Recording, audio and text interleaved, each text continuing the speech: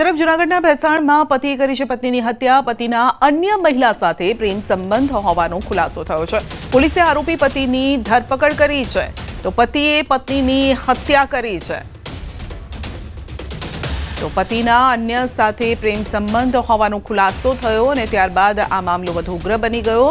ભેસાણમાં પતિએ પત્નીની હત્યા કરી. સુરતમાં ફરી હત્યાનો બનાવ બન્યો છે. ભાઈ બીજના દિવસે બનેવીએ કરી છે સાળાની હત્યા. અઠવા વિસ્તારમાં ત્રિકમ વડે યુવકની હત્યા. હત્યારો બનેવી ઘટના બાદ ફરાર છે. ભાણીને ન મારવા સાળાએ ટકોર કરતા હત્યા કરી છે, તો બનેવીને લાગી આવતા હત્યાને અંજામ આપ્યો છે અને અઠવા પોલીસે હત્યાનો ગુનો નોંધી તપાસ આદરી છે. તો સૂરજ નામના યુવકની હત્યા, હત્યારાની પોલીસ દ્વારા શોધખોળ પણ હાથ ધરાઈ છે.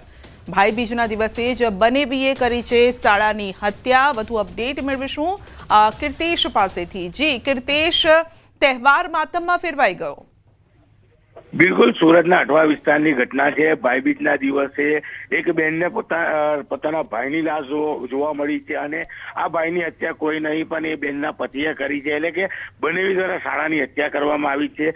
ભાણીને મારતા શાળાએ બનેવીને ઠપકો આપ્યો છે. આ વાતનું લાગી આવતા બનેવીએ ત્રિકમ વડે શાળાનું ઢીમ ઢાળી દીધું હતું. જો કે સમગ્ર ઘટનાની જાણ થતા અઠવા પોલીસ ઘટના સ્થળે પહોંચી હતી અને આ મામલે ગુનો દાખલ કરી અને શાળાની હત્યા કરનાર બનેવીની ધરપકડ કરી છે. ગણતરીની મિનિટોમાં બનેવીની સત્તાવનની ધરપકડ બતાવવામાં આવશે. મનનાર યુવકનું નામ સૂરજ હોવાનું સામે આવ્યું છે. પોલીસે આ મામલે વધુ તપાસ શરૂ કરી છે.